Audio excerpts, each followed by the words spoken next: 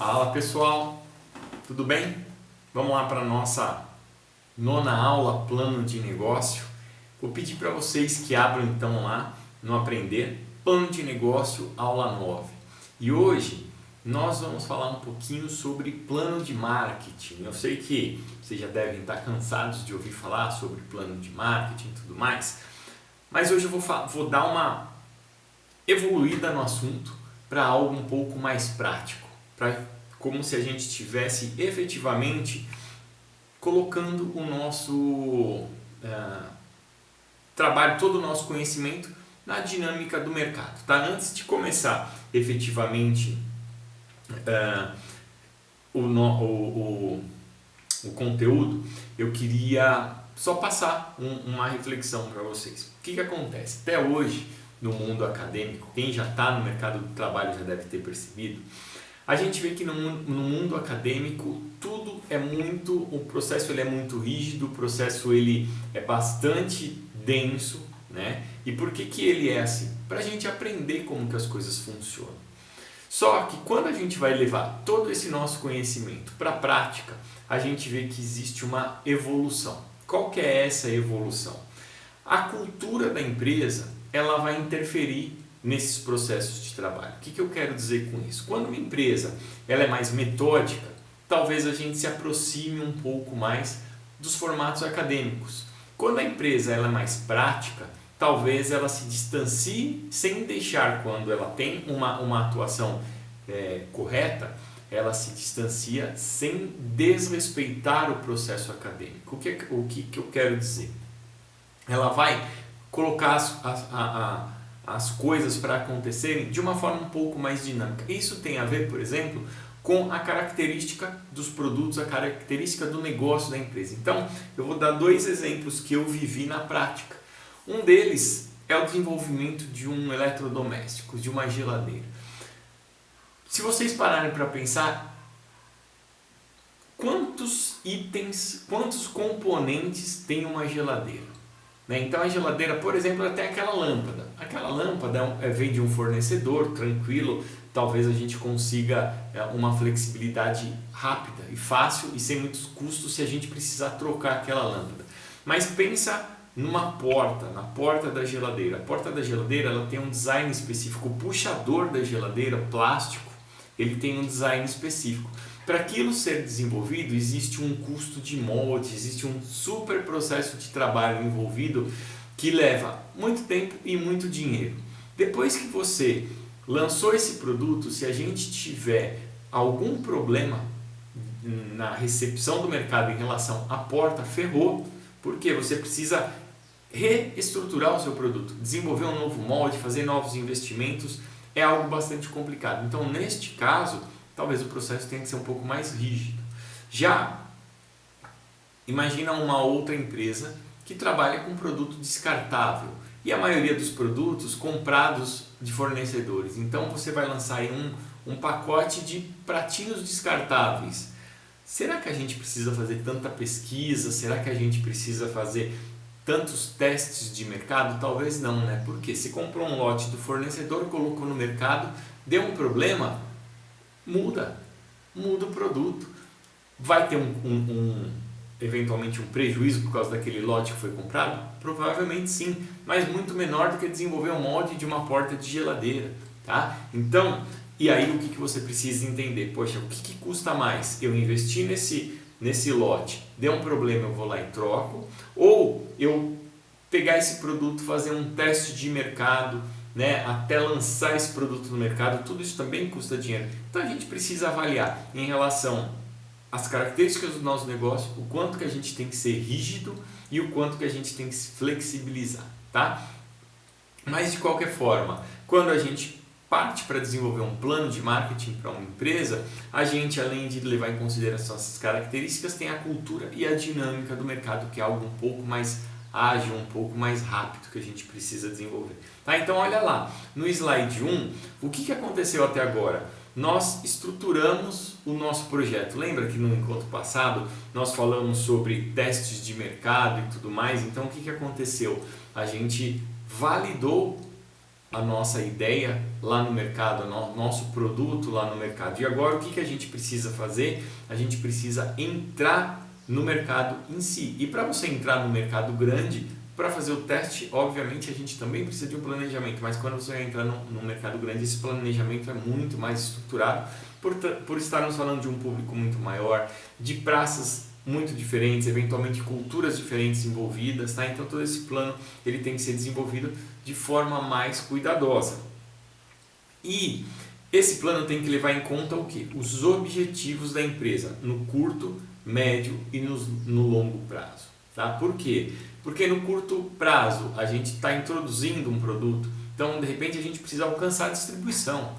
No médio prazo a gente precisa crescer rapidamente e talvez no longo prazo a gente precisa estabilizar. Normalmente um plano de marketing ele tem uma visão detalhada para um ano, né? Mas é importante a gente também sinalizar nos próximos anos o que vai acontecer com aquele projeto novo que a gente está desenvolvendo. Então talvez num ano tudo muito bem detalhadinho, uma visão de 5 anos com menos detalhes, mais metas e objetivos definidos, né? 10 anos, a mesma coisa. De repente a gente, no mercado de celular, você tem até a tal da obsolescência programada. O que é isso? É a morte do produto, não é um mercado que vai matar o seu celular, né?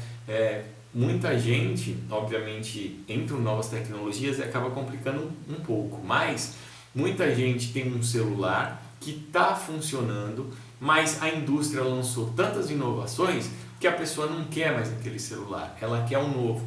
Necessariamente é ou refraseando para não ficar muito feio, é uma necessidade de verdade ou será que aquela necessidade foi criada pela indústria? Com certeza foi criada pela indústria, né? Porque ela provocou a obsolescência. Então talvez no plano de marketing exista lá um ciclo de, 3 anos, qualquer coisa assim, esse produto vai morrer e vamos entrar com um modelo no lugar dele, tá? Então tudo isso é feito dentro do plano de marketing. Lá no slide 2 a gente vê o processo que nós desenvolvemos até agora aqui, né, na estruturação do negócio. A gente encontrou a necessidade, entendemos o ambiente, entendemos o mercado, imaginamos o nosso negócio, o nosso produto, definimos como a gente vai se posicionar ali e é hora agora de entrar e definir os objetivos e metas do mercado. Tá? Então isso é para a gente ter a visão como um todo. No slide 3 eu tenho aqui uma base para a construção do plano de marketing, que não é nada além dos 4 P's. Existem outras teorias de 8 P's, 389 P's, não tem problema nenhum, tá? Você pode usar a que você quiser, mas essencialmente elas são desdobradas desses 4 P's. Por quê? No plano do marketing a gente vai falar sobre produto, a gente vai falar sobre posicionamento de preço, aonde ele vai ser distribuído, como a gente vai promover esse produto, tá? E como eu falei, esses P's podem ser desdobrados em outros, não tem problema nenhum se vocês preferirem seguir um outro conceito, tá? No slide 4, agora eu vou falar um pouquinho sobre o produto. O produto, o que a gente precisa definir no nosso plano de marketing? O portfólio, né? Eventualmente, a gente está lançando um produto só. Eventualmente, a gente está lançando uma linha de produtos. E aí, a gente precisa, com base em tudo que foi estudado de mercado, tudo que foi definido nos testes e tudo mais, definir como que esses produtos vão se colocar ali no ponto de venda, né? Quais são as formas que eles, como que a gente vai comunicar. De repente a gente vai ter um item que vai ser o carro-chefe, né? Ou a gente vai ter uma especificação que vai ser a especificação que vai suportar o posicionamento do produto e assim por diante, tá? Tudo isso no plano de marketing. Aí a gente também precisa falar sobre preço, estratégia de precificação. Nesse momento de lançamento de produto, a gente pode lançar o produto caro, é o que a Apple faz, para gerar aquela aspiração, todo mundo querendo, mas não pode comprar. Então você gera uma super vontade. Ao longo do tempo, óbvio que algumas pessoas compram, e ao longo do tempo o restante do mercado vai absorvendo isso daí. Isso é uma estratégia chamada de desnatamento. Desnatamento acho que mas se não for isso, é algo parecido, tá? Esse nome pouco importa. Mas ele entrou preço alto e aí ele vai abrindo, dando acesso a outros grupos de consumidores. Ou existe a estratégia de penetração de mercado. Como que é a penetração de mercado? Você lança o produto barato, todo mundo experimenta, todo mundo, ou boa parte do mercado, aprova, e aí você começa a aumentar o preço, porque a pessoa já conheceu aquele produto, e aí ela sabe que é bom, e ela vai continuar pagando, mesmo se for um pouco mais, para ter aquele produto. Tá? Essa é a estratégia de penetração. Tudo isso vai estar onde? No seu plano de marketing. Tá? Depois, na praça, óbvio, eu estou passando aqui meio rápido, porque os detalhes vocês já sabem, mas é importante a gente conseguir contar essa historinha quando a gente está contando, quando a gente está apresentando o nosso plano de marketing, né? Depois que nós definimos como que nós vamos apresentar nossos produtos, qual o posicionamento de preço no mercado como um todo, a gente está definindo a praça. O que é a praça? Canais de distribuição. Se nós vamos lançar o nosso produto, de repente nós vamos fazer uma venda direta para o consumidor, só pode comprar direto da indústria, ou não, a gente pode usar os nossos, o varejo, né? E aí a gente pode vender na internet, a gente pode vender em lojas físicas, lojas de shopping, lojas de rua, enfim, em atacados. De repente tem os atacarejos, se o nosso produto for de consumo para supermercado, né? Existem vários perfis de canais de distribuição, e tudo isso tem que estar muito detalhado no nosso plano de marketing, até o ponto da gente falar sobre qual o volume a gente vai utilizar em cada um desses canais. Além do volume, preço, né? Porque vamos pensar num produto de consumo, uma caixa de sabão em pó da Omo. Se você for num mercado de bairro, ele tem um preço, provavelmente um pouco mais caro. Se você vai num hipermercado, ele tem um preço um pouco mais barato. Se você vai no açaí, que é um atacarejo, está mais barato ainda. Por quê? Porque eles têm propostas diferentes, né? O mercado de bairro é conveniência, você vai lá, é pertinho e tudo mais. O hipermercado é quando você vai fazer uma compra grande, e o atacarejo você não tem todo aquele conforto dentro do supermercado. Por isso que cada um deles tem um posicionamento diferente. E quando a gente define o nosso plano de marketing, o produto ele é basicamente apresentado em todos os pontos de contato com o consumidor da mesma forma. Agora, o preço ele pode variar. A gente pode falar para o supermercadista: olha, o seu mercado é tal perfil, o posicionamento é esse, aquele outro é outro perfil, o posicionamento é aquele. E para o consumidor isso não é estranho, porque a gente sabe disso, né? Que no açaí nós vamos comprar um produto mais barato do que no Carrefour, por exemplo. Tudo isso a gente tem que definir no plano de marketing. Por quê? Porque lembra, nosso objetivo final, obviamente, é vender muito e ganhar mais dinheiro. Se nós tivermos um plano de distribuição onde toda a venda do produto vai ser num atacarejo, provavelmente a gente vai ter um impacto na margem, porque o nosso preço é menor, né? Se todo o nosso produto ele for, e aí a gente vai vender muito mais com uma margem pequena. Se toda a distribuição do nosso produto for naquele supermercado de bairro, naquela loja de conveniência, o volume vai ser muito menor, porque o potencial de venda dessas lojas é muito menor, mas a margem de contribuição muito maior, tá? Tudo isso precisa estar definido no plano de marketing, porque vai ter um estudo financeiro, a empresa tem uma área financeira e vai falar: poxa, com esse posicionamento de preço, com essa distribuição que você está me dando, posicionamento para cada canal e participação de cada canal no volume de vendas, teu resultado tá bom. Ou ao contrário, ele vai falar: não, estamos vendendo muito barato lá no atacarejo, será que a gente não consegue jogar um volume maior para o ponto de vendas? E aí para a loja de conveniência, para o supermercado de bairro, que é mais caro. E aí, quando a gente for falar do próximo passo, que é de promoção, a gente precisa trabalhar isso. Talvez a gente vai promover o produto para ser vendido mais na loja de bairro e menos num açaí da vida, tá? Tudo isso tem que ter amarradinho no plano de marketing. Claro, a hora que a coisa começa a rodar, eventualmente a gente tem algumas variações, mas aí a gente definindo as metas lá atrás, a gente vai ter o controle para falar: poxa, aqui está vendendo muito, ali está vendendo pouco, deixa eu ajustar a rota aqui, de repente aumenta um pouquinho o preço lá, abaixa um pouquinho aqui para dar uma equilibrada. Enfim, a gente vai usar das ferramentas promocionais para fazer os resultados entrarem em linha com os nossos objetivos do plano, tá? E aí no slide 7, o último P é o P da promoção, que é mais ou menos o que nós falamos no anterior. A gente vai promover nosso projeto, nosso produto, nosso serviço no mercado? Obviamente pela apresentação do produto, pelo posicionamento de preço, pela distribuição, mas aí a comunicação vai fazer com que esses 3 outros P's sejam percebidos pelo consumidor, né? Então, como eu falei, o diferencial do produto está fácil, a gente definiu lá quais são as características que têm que ser trabalhadas, comunicamos. Posicionamento de preço, de certa forma também. A promoção, ela também pode desenvolver um material de ponto de venda, então no nosso plano de marketing a gente pode colocar que lá no material de ponto de venda a gente tem aquele cartaz, a gente tem aquele display. Lembra que alguns produtos têm um preço inclusive na embalagem, eventualmente o refrigerante vem com preço no rótulo ou na tampinha, com o preço sugestão. Por quê? Porque a empresa está promovendo aquele posicionamento de preço para o consumidor no ponto de venda. Então a gente precisa fazer agora tudo isso acontecer de forma harmônica, né? Eu sempre falo, e vocês devem estar começando a perceber isso hoje, ao longo do curso não vimos grandes assuntos mirabolantes, era tudo mais ou menos óbvio. Qual que é o grande desafio? É a gente administrar, sermos o maestro de todos esses conceitos mercadológicos e fazer com que tudo aconteça de forma harmônica. Tá? Agora vocês estão preparados para isso, reta final, vocês já têm a visão de tudo e vocês precisam fazer com que as coisas aconteçam de forma harmônica.